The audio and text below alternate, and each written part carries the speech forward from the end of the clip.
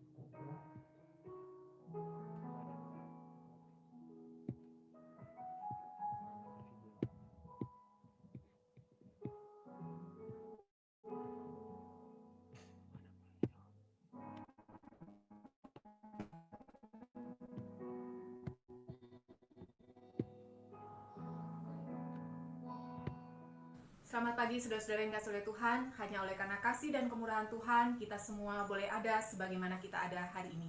Mari kita berdoa sebelum kita membaca dan merenungkan firman Tuhan. Bapa di dalam surga, kami sungguh mengucap syukur karena kasih dan kemurahan Tuhan sungguh nyata dan melimpah di dalam kehidupan kami tiap-tiap hari. Kami bersyukur untuk pagi hari yang baru yang Tuhan berikan, kami boleh beribadah kepada Tuhan.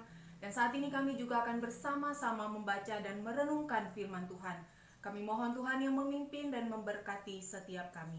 Terima kasih Tuhan, di dalam nama Tuhan Yesus kami bersyukur, kami berdoa. Amin. Saudara, pagi hari ini kita akan bersama-sama merenungkan firman Tuhan dari Matius pasal 5 ayat yang ke-7. Demikian firman Tuhan. Berbahagialah orang yang murah hatinya, karena mereka akan beroleh kemurahan.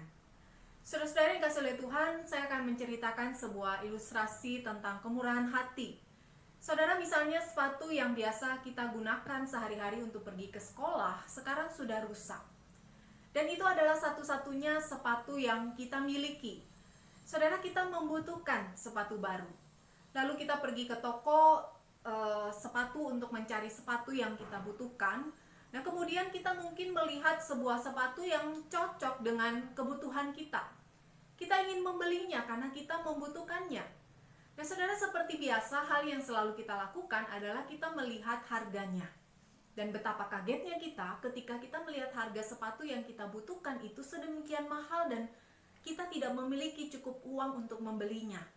Nah, satu-satunya yang bisa kita lakukan adalah mengurungkan niat kita untuk membeli sepatu tersebut. Tetapi di luar dugaan kita, saudara, pemilik toko itu melihat kesedihan kita yang tidak mampu membeli sepatu tersebut, lalu dia mengatakan kepada kita, kamu bisa memilikinya secara gratis. Saudara, di diskon saja sudah senang, apalagi ini diberikan secara gratis. Maka kita membawa pulang sepatu yang kita butuhkan itu secara gratis. Saudara, kita tidak dapat memiliki sepatu tersebut, tetapi sekarang kita dapat memiliki sepatu tersebut. Pertanyaannya, mengapa? Apakah karena kita sekarang sudah punya cukup uang untuk membelinya? Tidak. Tetapi karena kemurahan pemilik toko yang memberikannya kepada kita secara gratis. Saudara, inilah kemurahan.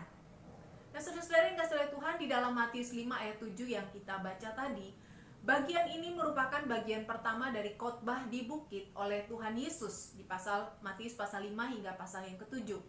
Nah, khotbah di bukit ini, saudara, diawali dengan ucapan bahagia. Kita bisa membacanya di dalam Matius 5 ayat 3 hingga ayat yang ke-11. Dan salah satu dari 8 ucapan bahagia itu adalah berbahagialah orang yang murah hatinya, karena mereka akan beroleh kemurahan. Saudara, seperti halnya ucapan-ucapan bahagia lainnya, kalimat ini memiliki bentuk berbahagialah. Mereka akan. Nah, saudara, prinsipnya adalah mereka akan memperoleh sesuatu sebagai gantinya. Saudara-saudara, di satu sisi Tuhan Yesus ingin mengajarkan bahwa ada berkat yang Allah sediakan bagi orang-orang yang melakukan kebaikan. Tetapi di sisi yang lain, kata berbahagia juga dipahami dengan terberkatilah. Nah, saudara, di sini juga dimengerti bahwa orang yang melakukan kebaikan itu berbahagia atau terberkati pada saat dia melakukan kebaikan itu, bukan hanya sesudahnya. Jadi orang-orang yang sedang bermurah hati pada saat yang sama dapat menjadi orang-orang yang merasakan berkat Allah pada saat yang sama. Nah, saudara, kata murah hati menggunakan kata dasar eleo, yang dipahami juga sebagai tindakan menolong seseorang yang mengalami penderitaan atau kesusahan. Nah, saudara, eleo berasal dari kata eleos yang dimengerti juga sebagai kebaikan atau keinginan yang baik kepada mereka yang menderita atau bersama-sama dengan orang-orang yang menderita dengan satu kerinduan untuk menolong mereka.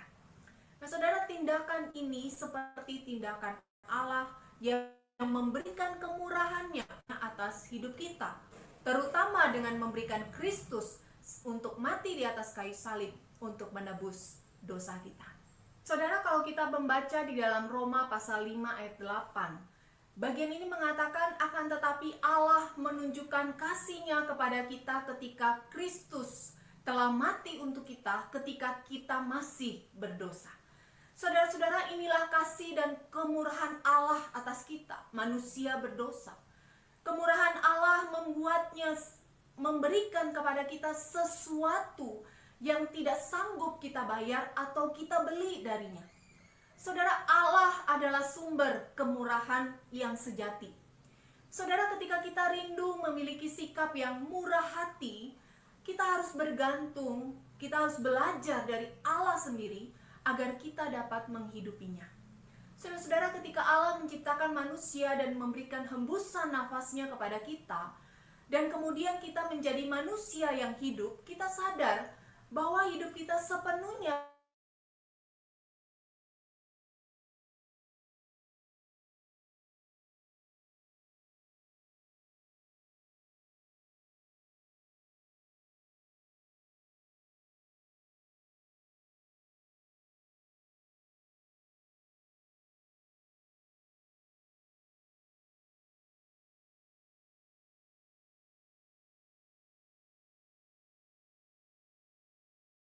satu meter kubik.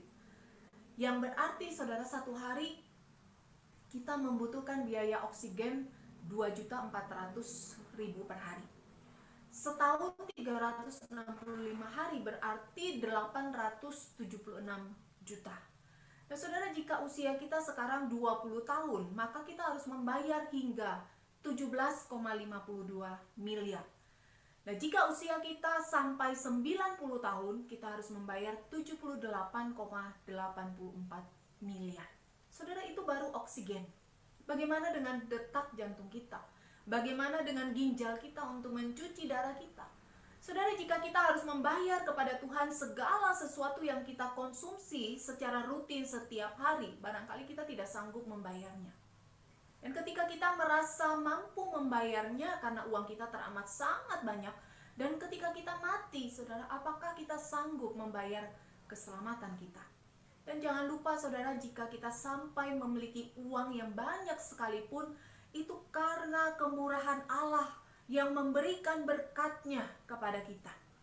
Jadi saudara, Allah adalah sumber kemurahan atas hidup kita. Saudara-saudara yang kasih oleh Tuhan, tetapi kisah kemurahan bukan sekedar kisah kemurahan Allah atas diri kita saja, tetapi juga terdapat di dalam kisah perumpamaan tentang pengampunan di dalam Matius 18 ayat 21 hingga ayat yang ke-35, di mana ada seorang hamba yang hutangnya yang 10.000 talenta dihapuskan, tetapi dia tidak mau menghapuskan hutang orang lain kepadanya yang hanya 100 dinar. Hamba yang jahat ini telah menerima kemurahan sang raja yang menghapuskan hutangnya. Hamba itu wajib membayar hutangnya. Itu adalah hutang, jadi dia harus melunasinya. Tetapi sang raja berbelas kasihan kepada hamba yang tidak mampu membayar hutangnya itu dan melepaskan hamba itu dari hutang-hutangnya. Saudara, ketidakmampuan si hamba untuk membayar hutang bukanlah sebuah alasan untuk si hamba tidak membayar hutang. Maka di dalam perumpamaan itu, saudara, jika sang raja menjual anak, istri, dan seluruh harta hamba itu adalah hal yang wajar pada masa itu. Tetapi sang raja lebih memilih untuk membebaskan hamba itu dari hutangnya yang banyak. Saudara, inilah kemurahan sang raja kepada si hamba yang berhutang itu. Tetapi kisah selanjutnya berbeda, saudara. Ada orang lain yang berhutang kepada si hamba yang dibebaskan dari hutang itu sebesar 100 dinar. Cuma 100 dinar jika dibandingkan dengan 10.000 talenta. Tetapi si hamba yang jahat itu memenjarakan temannya yang berhutang. Dia berhutang 10.000 talenta dan dibebaskan, tetapi dia tidak membebaskan hutang 100 dinar temannya. Saudara, sang raja marah dan memenjarakan hamba yang jahat itu.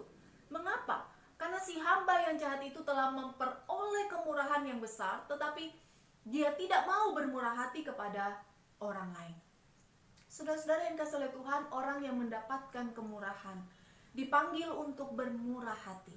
Saudara, kita sudah menerima kemurahan Allah dalam hidup kita, maka kita dipanggil untuk membagikannya kepada orang lain.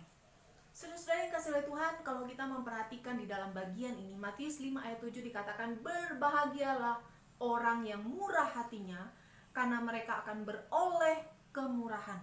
Saudara, di sini ada peringatan dan ada berkat Tuhan. Saudara berbicara tentang kemurahan. Setiap orang secara umum telah menerima kemurahan dari Tuhan. Kita semua tidak perlu harus membayar setiap udara yang kita hirup, bukan? Tuhan memberikannya secara gratis. Dan jika kita memahami apa yang terjadi di dalam hidup kita sebagai kemurahan Allah, saudara, maka kita seharusnya juga memiliki sebuah sikap yang demikian. Saudara, kemurahan Allah yang telah diberikan kepada kita jauh lebih besar daripada kemurahan kita yang dapat kita berikan kepada orang lain. Saudara, kita tidak pernah atau jarang ketika kita menerima uang sebesar 1 juta lalu semuanya kita berikan kepada orang lain hingga kita tidak memiliki apa-apa lagi. Sebagian kita gunakan untuk kepentingan kita, itu tidak salah, saudara. Sebagian lagi kita berikan kepada orang lain untuk menolong mereka. Tetapi di sini kita melihat bahwa kemurahan yang kita terima seringkali lebih besar dari kemurahan yang kita berikan. Saudara, pertanyaannya, apakah kita masih sampai hati menahan kemurahan hati hingga tidak membagikannya sama sekali? Saudara-saudara yang kasih oleh Tuhan, mengapa seseorang dikatakan berbahagia karena murah hati? Adalah karena dia telah menerima kemurahan Allah dan dia memahami dan dia merasakannya. Saudara, seseorang yang percaya di dalam Kristus adalah seseorang yang sadar bahwa Allah telah bermurah hati kepada dirinya. Saudara, kita yakin bahwa kita adalah orang berdosa yang tidak layak mendapatkan keselamatan. Bukan sekedar tidak layak, saudara, kita pun tidak dapat membelinya dan memperolehnya dengan apapun, baik dengan materi maupun dengan usaha perbuatan baik kita. Tidak ada apapun yang kita miliki dan dapat kita lakukan yang sama berharganya, saudara, dengan darah Kristus. Saudara-saudara yang kasih oleh Tuhan, di dalam perumpamaan tentang pengampunan di dalam Matius 18 ayat 21 hingga ayat yang ke-35, seorang yang memperoleh pengampunan maka dia dipanggil untuk memberikan pengampunan. Saudara, secara prinsip seseorang yang telah menerima kebaikan, terutama kebaikan dari Tuhan, dia dipanggil juga untuk melakukan kebaikan kepada sesamanya. Saudara, hidup kita telah ditebus oleh Kristus agar kita hidup sebagai umat Allah yang memuliakan Allah. Maka saudara, mari kita menjalani hidup di dalam kemurahan Allah ini dengan menjadi seseorang yang menjadi berkat bagi orang lain. Saudara, berbahagialah orang yang murah hatinya karena mereka akan beroleh kemurahan. Ini sisi lain dari Matius 5 ayat 7, saudara. Saudara, kita memang telah menerima kemurahan dari Allah, maka kita juga memberikan kemurahan bagi orang lain. Saudara, jadi kemurahan yang kita berikan lebih dari sebuah dampak dari kemurahan Allah yang telah kita terima. Jadi jika demikian, saudara, apakah Allah memiliki tanggung jawab dan keharusan untuk membalas kemurahan yang Dia berikan kepada kita? Tentu jawabnya tidak, saudara. Karena Dia telah memberi kemurahannya lebih dahulu. Tetapi meskipun Allah tidak berhutang kemurahan kepada kita, tetapi bukan itu yang dilakukan Allah kepada orang yang telah bermurah hati kepada sesama. Dia telah memberikan kemurahannya kepada kita sehingga kita dapat membagikannya kepada sesama kita. Tetapi bukan sekedar memberikan kemurahan agar kita dapat bermurah hati, Allah juga memberikan berkat kepada orang yang telah bermurah hati. Saudara, bayangkan Allah memberikan kepada kita modal, ya. Lalu modal itu kita kerjakan dan kita memperoleh hasil yang baik. Kemudian Allah menambahkan kepada kita modal lagi kepada kita. Tentunya dengan demikian, saudara, kita lebih dipanggil lagi untuk bermurah hati. Jadi saudara, ada berkat bagi mereka yang bermurah hati kepada sesama. Nah saudara, ini janji Tuhan. Tetapi jangan selalu dipahami bahwa kemurahan yang Tuhan berikan kepada kita harus selalu berbentuk berkat jasmania. Kadang kita akan menerima kemurahan berupa berkat-berkat jasmani, tetapi yang terpenting saudara adalah kita menerima berkat rohani dari Allah, yaitu pertumbuhan rohani dan keserupaan dengan Kristus. Saudara-saudara yang kasih oleh Tuhan, mengapa kemurahan hati membuat kita berbahagia atau terberkati? Karena itu memperlihatkan kepada kita dan membuat kita menyadari bahwa Allah telah bermurah hati kepada kita. Saudara, suatu kali para-para atau plafon di rumah saya itu rubuh dan hampir mengenai anak saya yang sedang tidur siang saat itu. Dan siang itu hujan begitu deras, saudara. Saudara, mengapa para-para atau plafon itu bisa rubuh? Karena talang air di atas para-para itu buntu, saudara. Airnya meluap dan membanjiri para-para di rumah saya, dan hasilnya para-para yang terbuat dari gipsum itu rubuh. Saudara-saudara, kadang kehidupan kita yang tidak seimbang adalah seperti para-para yang rubuh itu. Justru ketika air di talang itu mengalir dengan baik, maka justru talang itu telah menjalankan fungsinya dengan baik. Saudara, kehidupan kita yang memperoleh input dan harmonis dengan output kita itu adalah sebuah kehidupan yang terberkati dan menjadi berkat. Saudara, kemurahan adalah sebuah kebaikan dan pertolongan bagi mereka yang berada di dalam penderitaan dan kesusahan. Jadi adalah hal yang mulia jika kita memberikan pertolongan kepada sesama yang membutuhkan, meskipun kita pun barangkali juga di dalam kondisi yang kurang nyaman sekalipun. Saudara, di tengah kesulitan kita bukan berarti itu menjadi sebuah alasan untuk kita tidak menolong orang lain. Barangkali itu akan membatasi kemampuan kita menolong sesama, tetapi jangan sampai itu menghilangkan sama sekali keinginan dan sikap kita untuk bermurah hati kepada orang lain. Barangkali bukan kita yang menolong secara langsung, tetapi kita bisa mencarikan orang lain yang mampu menolong sesama kita. Itu sama-sama menjadi berkat bagi mereka yang membutuhkan.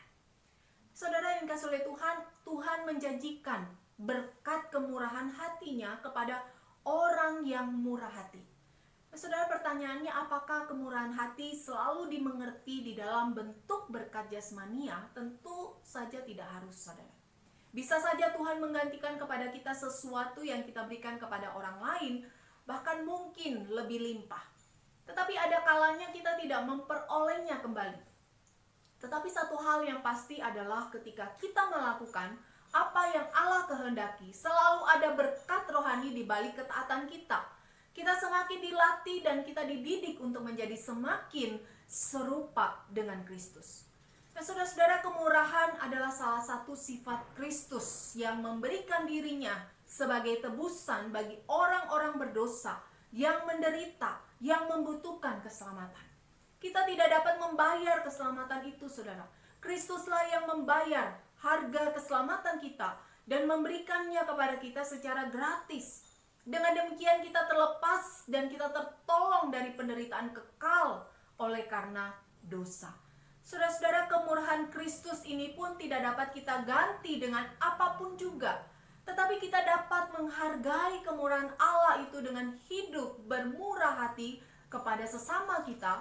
Baik kemurahan rohani dengan membagikan Injil, mengajar, menasihati, ataupun bermurah hati secara jasmani dengan menolong orang-orang yang membutuhkan pertolongan jasmani kita. Saudara-saudara, ada berkat yang menanti mereka yang bermurah hati. Bagi orang percaya, menjadi semakin serupa dengan Kristus itu adalah tujuan yang ingin kita capai. Bagi orang percaya, menjadi semakin serupa dengan Kristus adalah berkat kemurahan yang dari Allah. Itu adalah berkat yang dinantikan. Seperti Paulus berkata, saudara, di dalam Filipi pasal 3 ayat yang ke-10, yang ku kehendaki ialah mengenal Dia dan kuasa kebangkitannya dan persekutuan dalam penderitaannya, di mana aku menjadi semakin serupa dengan Dia dalam kematiannya. Saudara, Paulus memiliki hasrat untuk bersekutu dengan Kristus di dalam penderitaannya. Ketika Paulus hidup bersama Tuhan dan melayani Tuhan, dia memperoleh apa yang dia kejar, yaitu keserupaan dengan Kristus. Saudara, inilah kemurahan Allah yang dinikmati oleh Paulus. Saudara-saudara sekalian kasih oleh Tuhan, di dalam kondisi yang kita alami saat ini yang tidak nyaman hari ini, saudara, mari kita melihat bagaimana Tuhan sudah bermurah hati kepada kita. Ada banyak orang di luar sana, saudara, yang tidak seberuntung kita. Mereka membutuhkan uluran tangan sesama yang peduli dengan mereka. Saudara-saudara, kita telah menerima kemurahan Allah. Mari kita bermurah hati kepada mereka yang membutuhkan pertolongan di dalam penderitaan mereka. Bukan karena mengharapkan balasan dan upah, tetapi karena kasih Kristus yang nyata di dalam diri kita dan hidup kita. Tuhan memberkati kita. Amin. Mari kita berdoa. Tuhan, terima kasih untuk kebenaran firman-Mu yang boleh kami renungkan hari ini. Kami bersyukur untuk firman-Mu yang mengingatkan kepada kami semua bahwa kami adalah orang-orang yang telah menerima kemurahan Allah di dalam kehidupan kami. Maka hari ini kami juga mau belajar untuk bermurah hati kepada orang lain, kepada sesama kami yang membutuhkan pertolongan. Terima kasih Tuhan, tolong kami agar kami bukan hanya menjadi pendengar-pendengar yang baik, tapi kami juga menghidupi kebenaran firman-Mu di dalam kehidupan kami, sehingga hidup kami semakin hari semakin bertumbuh di dalam Tuhan, semakin dewasa, semakin serupa dengan Kristus, dan kehidupan kami boleh menjadi kesaksian bagi orang-orang di sekitar kami, dan nama Tuhan yang dipuji dan dimuliakan. Terima kasih Tuhan, kami serahkan seluruh kehidupan kami sepenuhnya ke dalam tangan kasih-Mu. Di dalam nama Tuhan Yesus kami berdoa, kami mengucap syukur. Amin.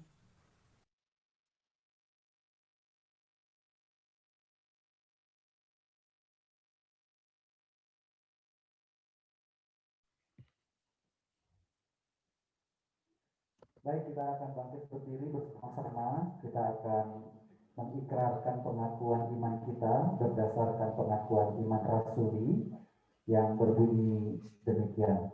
Aku percaya kepada Allah, Bapa yang Maha Kuasa, Khalik langit dan bumi, dan kepada Yesus Kristus anaknya yang tunggal Tuhan kita, yang dikandung dari Roh Kudus, lahir dari anak darah Maria, yang menderita sengsara di bawah pemerintahan Pontius Pilatus, disalibkan, mati dan dikuburkan, turun ke dalam kerajaan maut. Pada hari yang ketiga, bangkit pula dari antara orang mati, naik ke surga, duduk di sebelah kanan Allah, Bapa yang Maha Kuasa. Dan dari sana ia akan datang untuk menghakimi orang yang hidup dan yang mati. Aku percaya kepada Roh Kudus, gereja yang kudus dan persekutuan orang kudus, pengampunan dosa, kebangkitan tubuh dan hidup yang kekal. Teman-teman boleh duduk, saya kembalikan kepada Anda. Buat teman-teman yang mau ngasih persembahan bisa dilihat di screen ini, bisa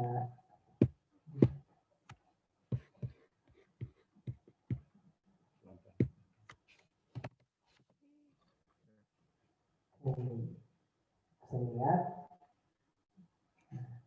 Nah, kita mau nyanyiin lagu Terima Kasih Tuhan.